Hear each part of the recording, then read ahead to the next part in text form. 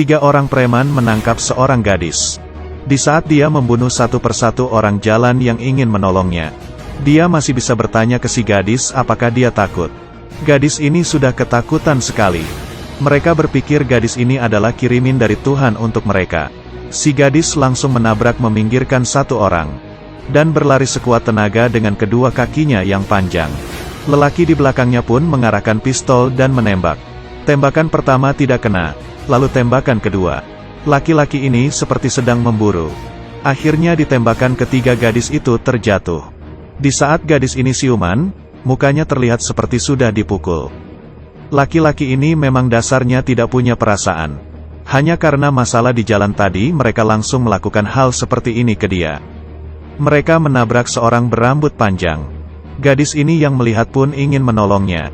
Tidak disangka saat membawa orang itu masuk ke mobilnya, dia langsung dihalang. Gadis ini memutarkan kepalanya dan melihat sepasang mata. Matanya penuh dengan permintaan tolong. Tetapi orang yang di luar itu lebih memilih untuk tidak menolong.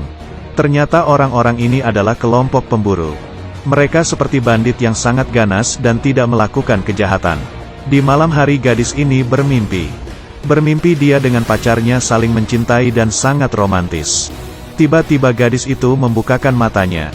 Dia tidak boleh mati seperti ini, karena pacarnya masih menunggunya. Saat itu, bandit lainnya sedang bermain poker. Benaran sedang bermain poker. Gadis itu dengan sekuat tenaga menarik tangannya melepaskan dari ikatan. Bagian itu baru membalikkan tangan ia sudah mozaik. Akhirnya pun terlepas. Dengan hati-hati berjalan keluar dan pura-pura bodoh.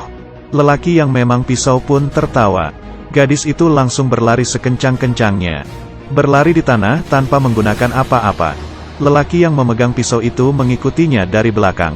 Ujung-ujungnya gadis itu tetap terkejar. Lelaki itu langsung menusuk bagian pinggangnya. Sang gadis berteriak sangat keras. Dan akhirnya pelan-pelan terjatuh ke tanah. Pacarnya yang kehilangan kontak dengan si gadis pun melapor ke polisi. Seekor anjing liar berlari ke sana. Ada tangan yang keluar dari dalam tanah. Anjing itu mencongkel tangan itu keluar. Pria tua yang melihat pun langsung ke sana dan mencongkel tanah. Dan mengeluarkan seorang gadis. Melihat di sekeliling tidak ada siapa-siapa, pria tua itu pun membawanya ke dalam mobil. Lalu ke tempat tinggalnya. Mengambil kain lalu membersihkan luka-lukanya. Dan obat untuk mengobati lukanya. Dan membalutnya dalam kain. Kemudian dia mengambil obor kecil dan dahan pohon. Dia sepertinya sedang melakukan ritual. Hingga anjing di sebelahnya terpaku. Ini adalah anjing dalam film ya? Pria tua itu mengangkat kepalanya melihat ke langit. Dia sepertinya sudah melihat apa yang terjadi dengan gadis itu. Tiba-tiba gadis itu mulai bergerak. Sedetik kemudian dia membukakan matanya. Seluruh badannya mulai bergetar. Dia seperti diberikan suatu energi hingga menengadah. Saat itu pupil matanya membesar. Dengan satu pukulan menjatuhkan si pria. Dia berteriak darah harus diganti dengan darah. Pria tua itu berdiri dan langsung memukulnya. Sang gadis pun terjatuh ke tanah. Kali ini sang gadis sudah kembali kesadarannya. Burung hantu di atas pohon bersuara seperti kesedihan. Dia melihat tangannya dan tidak percaya dirinya masih hidup. Tanpa alas kaki dia berjalan. Menemukan sebuah telepon umum dan menelepon pacarnya. Tetapi suaranya berubah. Lalu pacarnya sangat senang. Karena mereka sudah kehilangan kontak selama 2 bulan.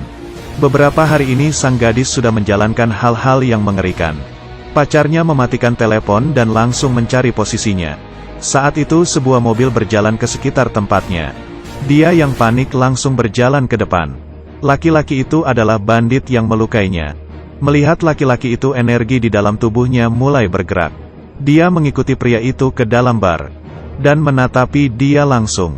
Dan menggunakan sebuah botol bir dan menyerangnya. Tidak ada belas kasihan kepada pria yang meminta belas kasihan. Saat pacarnya tiba pun dia sudah ditangkap oleh polisi. Sang gadis keluar dan melihat ke cermin. Ini baru awal dari balas dendamnya.